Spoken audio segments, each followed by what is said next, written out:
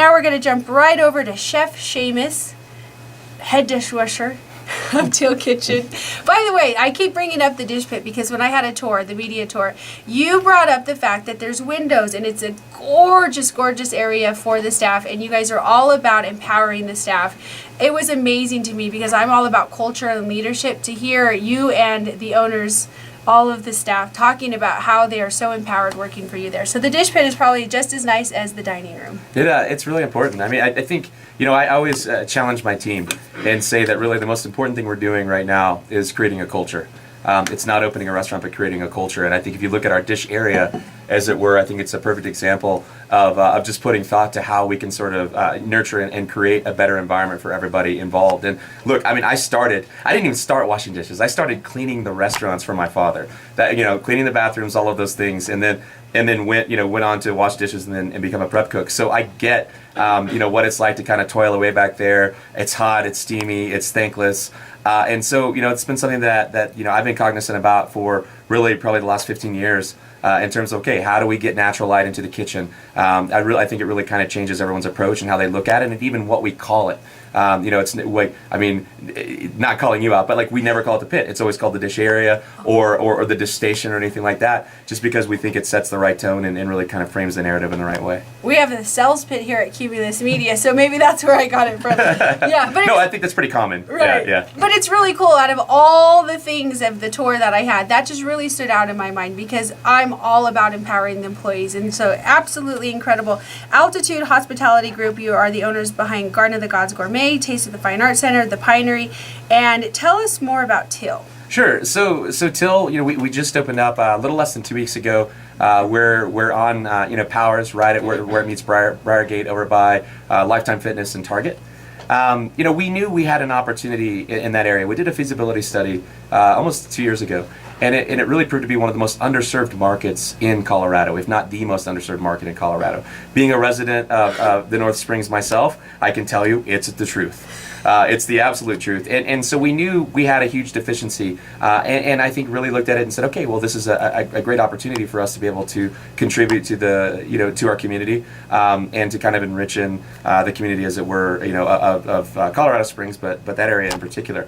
Till itself is really simple. We have, Till Kitchen, we have the restaurant side of things, which is casual. It's a casual restaurant. We focus on wood fire cooking. I'm a country boy. I grew up in the South in Arkansas, go Hogs.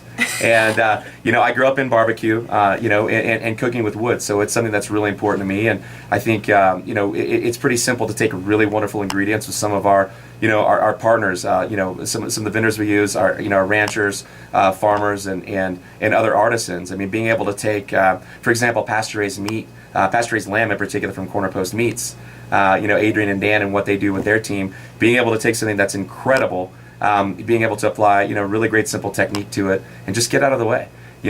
Kiss it with a little bit of, oak smoke or maybe a little pecan or hickory. It doesn't take much more than that. And so we're really blessed to have some great producers and farmers and ranchers here in the Springs and Colorado. And so it's nice to be able to just kind of be the conduit and showcase those in the restaurant and really, I think, offer a restaurant that's there for the community. It's really more of a community gathering place and meeting place from the restaurant side of things, especially because it's not cost prohibitive. There's a great, it's great relative value. We use really great products, but we're not charging, $85 for an entree. It's not pre-fee. It's the kind of place that's designed for you to eat 5 days a week and be able to use it 5 days a week, whether you're single or you have a family of 5. And so we're excited to be able to offer that. And then apart from that, we also have the market side. Mm-hmm. And I think the market side is a really important part of it as well because, not all of us have, 30 to 45 minutes to sit down and have, lunch or dinner. But we have, 10 minutes to pop out and go grab a great cup of coffee. And I think one of the things that's out there right now is that a lot of people have figured out convenience. I could call out names and things like that, but it's not important. And other people have figured out how to make great products, but I think very few people have really put those together. And so, if you follow that European or even South American market model to where you're able to put, really great things together, offer them daily, offer them, at the peak of freshness to the best of their ability, it doesn't have to be this really big expensive deal. You can go in and grab it and enjoy it. So, for example, if you want to come in and get coffee in the morning before you take the kids to school, it's awesome because it's not just coffee, it's switchback. It's switchback coffee. And those guys, I mean, I'm not even a coffee drinker. Like, I feel like Will Ferrell and Kicking and Screaming now, because I'm like carrying my espresso wherever I go now, and I'm yelling juice box at my ditka.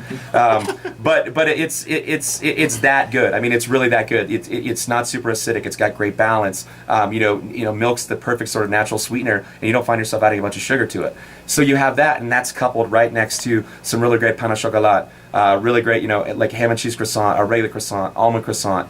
All of our artisan breads and things like that are available and ready to go. What's great about it is we're making it.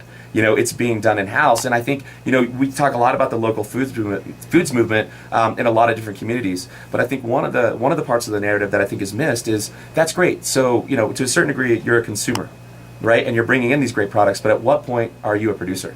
At what point are you an artisan? At what point are you sort of adding to the dialogue and really kind of helping things evolve and move forward? And so we're excited about our artisan bread program, about our patisserie program, making our own candies, our own chocolates from couverture, using couverture chocolate to do our own truffles and gelées and calassons and things like that. Never mind our sourdough, which I brought you a loaf today of our Colorado sourdough. We're really excited about that because it's a great bread. I mean, we're not using inoculated yeast.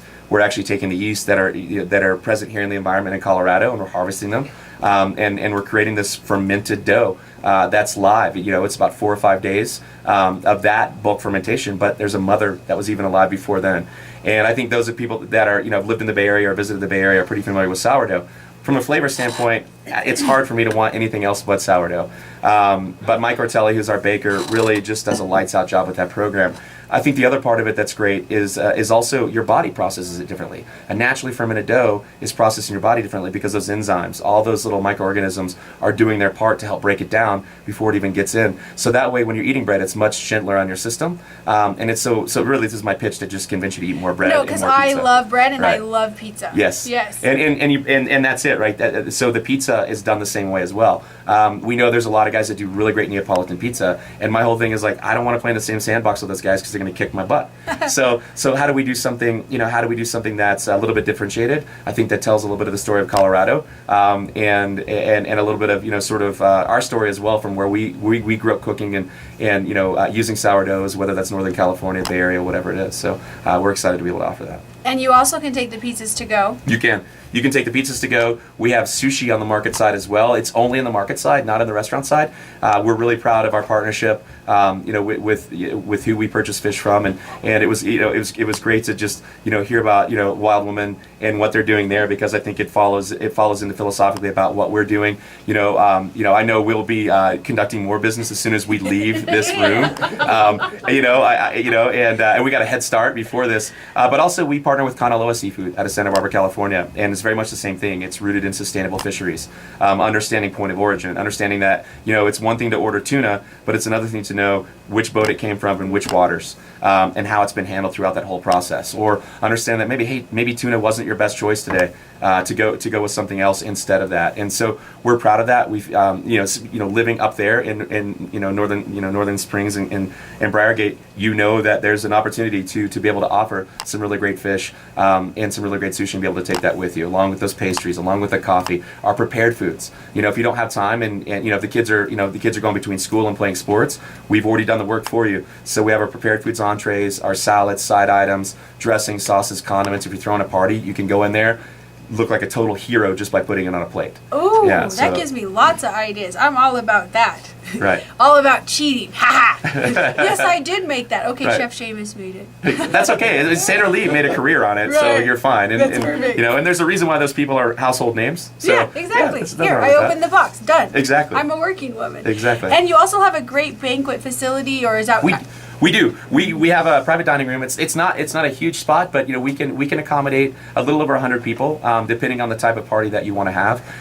We try to go about it in a different way. My whole thing is, I don't want to just do banquet food. We want to do something that's unique and special. So doing things like smoking a whole heritage hog taking a heritage pig from our partners at Corner Post Meats, smoking it whole, over pecan wood for about 12 to 14 hours.